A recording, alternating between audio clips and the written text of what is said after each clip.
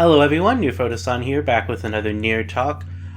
So I've been trying to avoid doing just a whole bunch of Near Talks in a row that are just me talking about one of my projects. I feel like, I actually have no idea what people actually want to hear, I just make guesses, but I feel like people probably don't get too much from those specifically, but I do really like talking about my work because it's a huge part of my life. It's the majority of what I do every day. So I think about it a lot, and it's just nice to be able to talk about it to someone. So thank you for joining me. That's what this episode is. This week we're talking about the Ludibrio Chronicles, which is, I don't think, one of my more popular projects, and I can understand why. For a long time, I didn't even talk about it or share it with anyone or make any attempts to actually get something that could be released because I was convinced people would actively hate it. So if you don't know, the Ludibrio Chronicles is a fantasy comic series where each chapter is a completely separate, unrelated story. Some of the ones that I have planned are sequels to earlier stories, but for the most part they're all unrelated besides happening in the same world. But the thing that's unique about the Ludibrio Chronicles is that they specifically take screenshots from pornographic films, usually straight ones, sometimes lesbian, and turn the female performers into male elves, or Ludibrio. They're called Ludibrio in the comics because I like making up my own stuff, even if it's not that different from existing things, but they're basically elves. The Ludibrio are a male-only elf race. And I talked about the origin of this comic when I first revealed it, but I can kind of tell the story maybe a little bit better off the cuff than typing it out. I always feel like I get to communicate easier when I'm speaking freely like this rather than trying to type out something, because I forget stuff or just word things oddly when I'm typing sometimes. But basically, a long time ago, I want to say it was in 2012 maybe. It was a long time ago when I first got the idea. Maybe not that long ago, but it feels like forever. But I think I said, I actually looked up the date and said it in my original post, but actually let me check. Yeah, looking at that original post, it doesn't look like I was too sure about the date then. I said 2013 there, and that sounds about right, so we'll just go with 2013. But I woke up one morning, it was literally, I woke up and I hadn't even gotten out of bed yet, and I just was thinking about how I really wanted to see something with effeminate male characters, not traps or transgenders, just male but kind of girly, being treated about the way women usually are in mainstream porn. It was kind of this vague thought, and I was probably still half asleep, but I remember being really captured by the idea. So I immediately went to my porn collections and started sifting through different videos I had, looking for something that would kind of fit with the idea I had, because I was just I could take those screenshots and maybe make them into a guy, or at least see if I can pull it off to where they look like a guy. And I think at the time I was just thinking I would do just one picture just to see if I could do it. But then I found a video I really liked. I don't remember the title off the top of my head, but it's the one that became Chapter 1 of the Ludibrio Chronicles, which is up and completed on my site if you want to go check it out, if you haven't seen it already. But it was two girls and this burly Italian guy, and I was like, this is great. The guy's kind of weird looking, he looks almost like an orc. I can turn the girls into elves. I was thinking there was one with shorter hair who her name's Geezer, which is a weird name, but I had a lot of videos of her, and that's the main reason I had that video. And Geezer had short black hair and was kind of spunky looking, and I wanted to do someone like Link, so I made her outfit green and I gave her blonde hair and then I gave them pointy ears, and this is all just rotoscoping or tracing over the screenshot.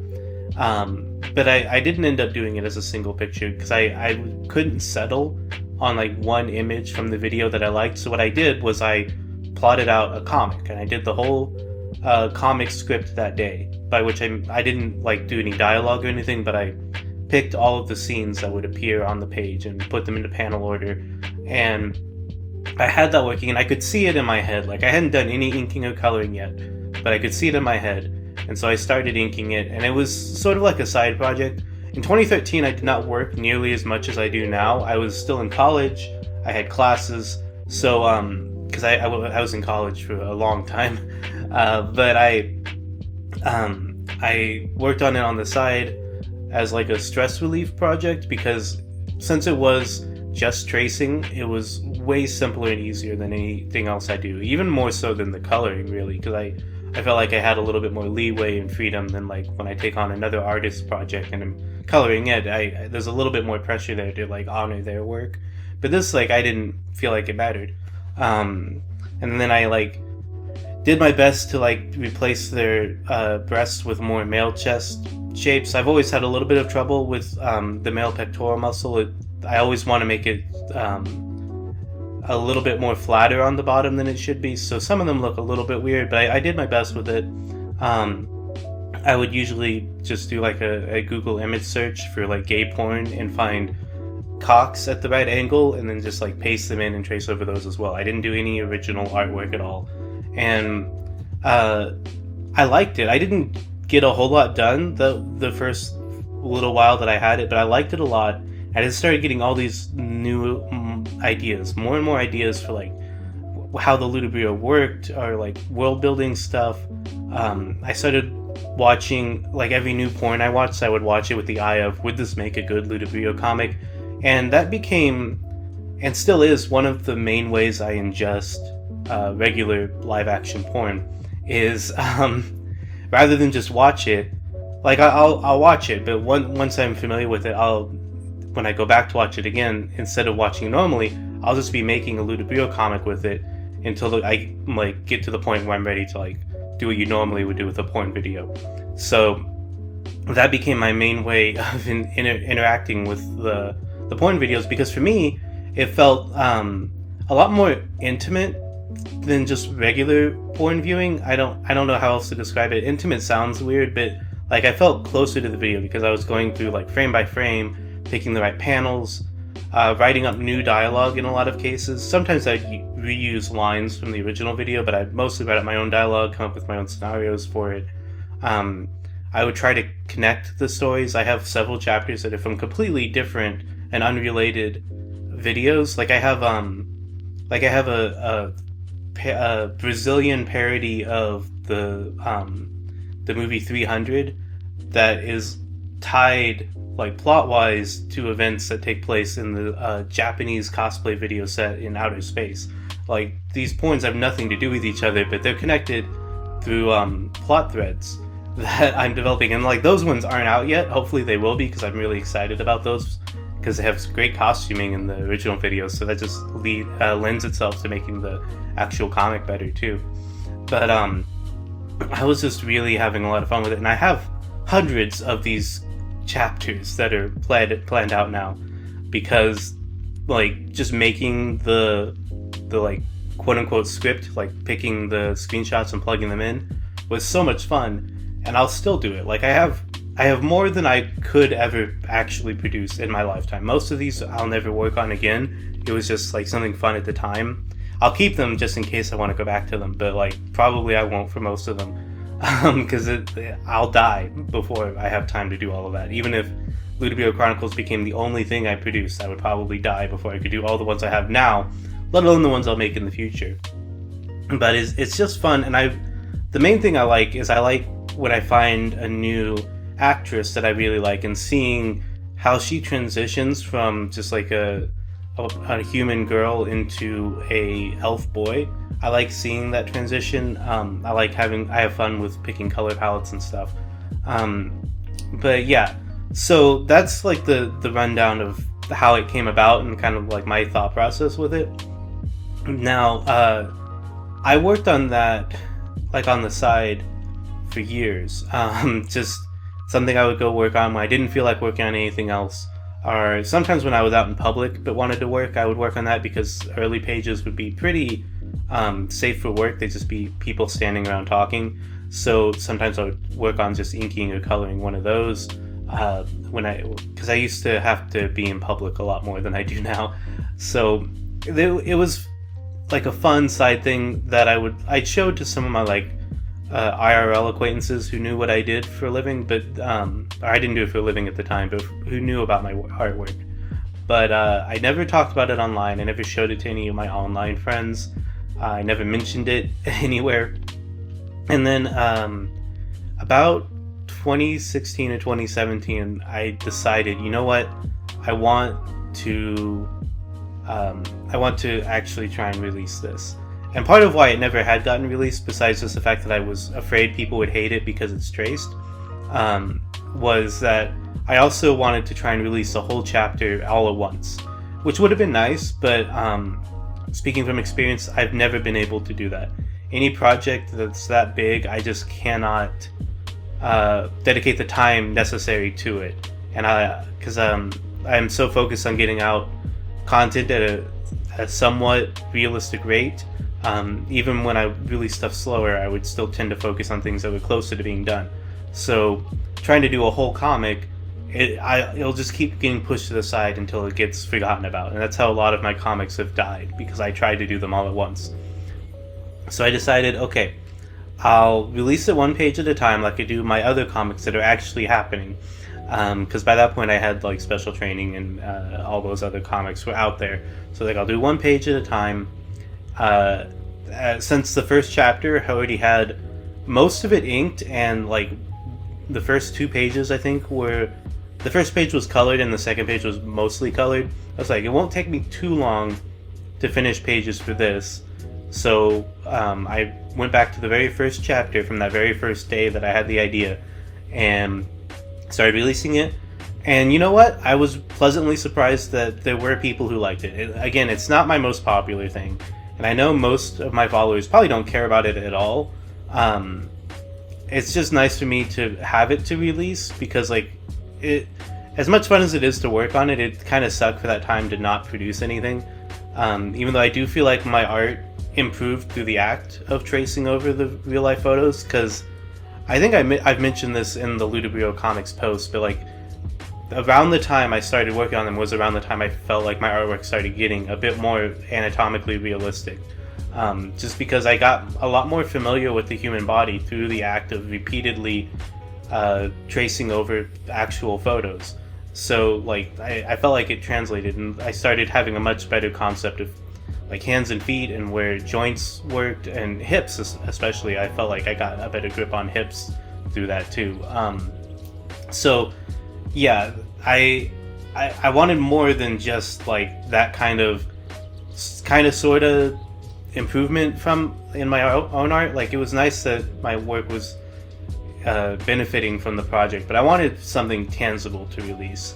So I did release it, and there were people who legitimately liked it. A lot of people didn't care that it was traced, didn't care that it was straight porn turned into gay porn. They liked the fantasy element, and people just like elf boys. Like I think you can do almost anything with elf boys, and there'll be some people who will like it. So it had an audience, and that was great. It's not nearly as big as my original comics, or like anything with like Dragon Ball, but it was well received enough that I felt justified in continuing it, which is great, because I would have hated to drop it after so much time over the course of several years built on building up this comic thing. So that's where we are right now. I'm in the middle of chapter 3, which is the first of the like Japanese porns that I'm releasing. So a lot of them are based on Japanese porn, because the Japanese have a lot of really great costume work in their porn. You know, like you look at American porn and mostly it's just regular clothes off the rack, which don't, I have to do some like configuring to try and make them look more fantasy realistic, and even then it doesn't usually work. But the Japanese have some great cosplay stuff. Even the stuff that's not specifically fantasy is easier to translate into like a fantasy setting. and like this particular one is just like ninjas, but like I'm having a lot of fun with it. I'm really looking forward to some of the chapters I have coming up. There's a huge variety of the like types of content that exists in it, and yeah, I feel like I had more that I was planning to say about it besides just reiterating the like origin story, but I'm not sure now what it is. Right now, I'm working on, this is something kind of fun I can announce. I've talked about it on my Discord, but never publicly. Right now, I'm working on trying to make like a video form of the first chapter, by which I mean I'm taking individual panels and then like showing them one at a time in a video, putting some music in. I'm wanting to put sound effects in. I had originally planned to put in voice acting, but I'm not sure that that's going to work. It might be something I revisit if I get everything else done. I might look back and see about trying to get some voice acting in for it. I don't think I could do it myself. I tried, but I can't change my voice the way I would like. And also, I think it's weird to hear my voice. I don't like hearing my voice, but I might try to see if I can like maybe find some voice actors for it. But probably not. Probably it'll just be sound and music and like close-ups of the panels, and that'll probably be good enough. I don't know. I see a lot of videos like that on like Pornhub, and I wanted to try it out with one of mine. And Ludibrio Chronicles is kind of nice because it's not licensed characters. Like I don't own the original porn that it's traced from, but I feel like it's removed enough from that I don't have to worry about that legally. The characters are all over 18, so I feel like it's like one of the safer things to use for something like that, just for a variety of reasons, and also like I feel like it's kind of harmless. So it's been like a side project I've been working on, a side project, because Ludibrio Chronicles is the side project, and I'm still working on inking and coloring chapter 3. But yeah, so let's go ahead and move on from there to the Mix and Match Challenge. This is our closing segment. If you're new, the Mix and Match Challenge is a little game I play at the end of every Near Talk where I use a randomizer to pick 2 characters off of a list, and then I pitch a theoretical comic starring these 2 characters as its protagonists. And it's one of my comics, so it's dirty. But I don't know who they are yet. I'm going to, right now, in real time, well, for you guys it'll be edited, but for me, it's real time, picking the characters. And our very first one is number 21 on my list, who is Princess Rosalina from Super Mario Brothers. That's our first character. And the second one is number 148, OD from Gatchaman Crowds. Oh, that's interesting. Okay, so first of all, the Mix and Match Challenge presumes that it's going to be an Exoverse comic, by which it's like in one universe where all these characters kind of coexist. So OD is an alien, so I think we could probably do something with that. OD is kind of mysterious. I don't actually know a lot about him. He's also very gay, so it's kind of weird to do a straight pairing with him, but I don't think it's impossible because he comes across like he could go for just about anything if he's in the right mood. I think, and I always tend to write all of my characters like they're bi anyway.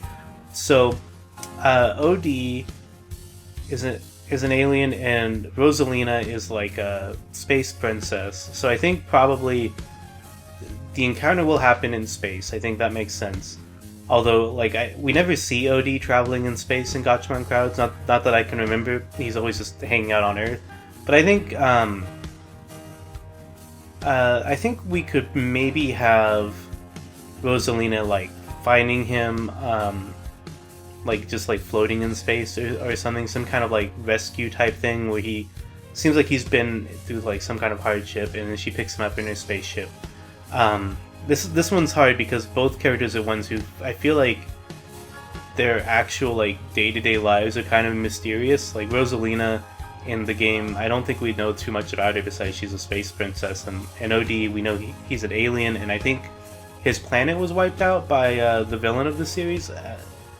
That could be me misremembering, but I don't know, but I definitely know he has some kind of tragic backstory. I definitely remember something about that. So yeah, I'm just gonna kind of wing this one and say she finds him like wounded out there and takes him onto the ship. I think she has a spaceship. It's got like little like star people running around. I'm only very loosely familiar with Mario Galaxy. I mostly know Rosalina through the crossover games, but I think this kind of works. And if she doesn't have a spaceship, you could also kind of reverse the roles and assume OD had a spaceship at some point. But I digress. I think I like it better if she's like rescuing him. So she takes him on the spaceship, and like, I don't know. I feel like this is one where you wouldn't be able to do a lot of backstory. Maybe when actually in there and writing, you would be able to work in more plot elements. But I feel like, especially with what I already set up, I feel like the way I would want to go is to have like she kind of nurses him and from whatever injuries he has, and he heals and he's fine. And OD is like a very friendly, outgoing personality, very flirtatious in the way he talks. Like he's one of those characters who always seems like he's kind of flirting with you, but I don't think he actually is in the show. But in this case, we could work with that. He's like very outgoing, and he easily befriends Rosalina, who seems like a very nice, kind person.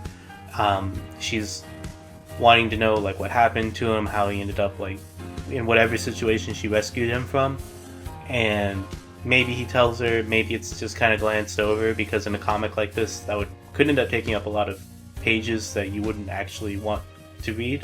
Maybe it would kind of depend on what I ended up coming up with for that.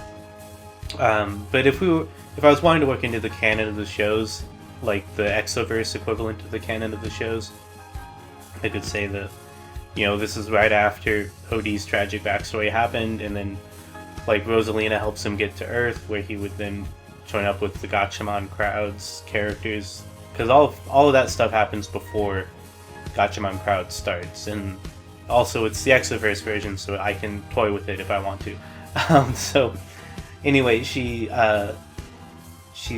taking him onto the ship, and they become close. You could probably do like a montage of them just like becoming closer friends or whatever, and then I don't know what you would want to do to facilitate the actual sex scene, but I feel like that you could probably do almost anything, because like I said, they're both like very friendly, easygoing characters, and characters like that, it seems like you don't need much of an excuse to get them into like a sex scene. Like I said, OD comes across very gay, so like it would feel like maybe betraying his original character to pair him up with a girl, because it feels like he really should be with a guy.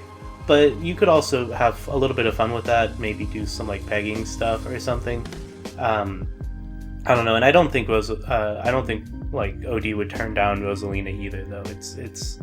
He seems to get along with pretty much everyone, and like I said, I tend to write everyone as bi anyway, so I think you could eventually do a montage, show them becoming friends, and then just kind of do something. I know that's vague, but like going into a comic like that, I would probably not have a clear idea until I got to that point writing it.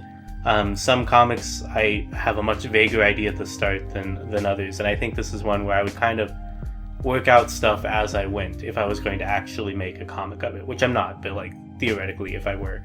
But I think that's like a good starting point with the like rescuing and the nursing back to health and stuff. I think that works as like a good foundation for like a cute, friendly romance that eventually parts ways when like Rosalina drops him off on Earth, and you could show him meeting up with the panda, who's like the boss of the Gatchaman characters, and like you can presume that something similar to the Gatchaman Crowd's anime happens from that point on. So that's all I've got this time. I hope you guys had fun and enjoyed listening to this. If you like hearing me talk about specific projects, let me know, because I don't know if that's like a turnoff for people or not. All I really have to go off of for the most part is view counts, and I think I think I don't have quite enough viewers that it's easy to tell like a huge disparity between episodes, how many people are actually watching. But I'm expecting not as many people will watch this. I don't think a lot of people are going to click on the Ludibrio Chronicles title, but I could be wrong. If you do watch it and you want to hear more of me talking just about my creative process with specific projects, let me know, because I would love to. I like talking about myself. It's my favorite thing to talk about. So thanks for listening, and hopefully I'll catch you again next time. Bye.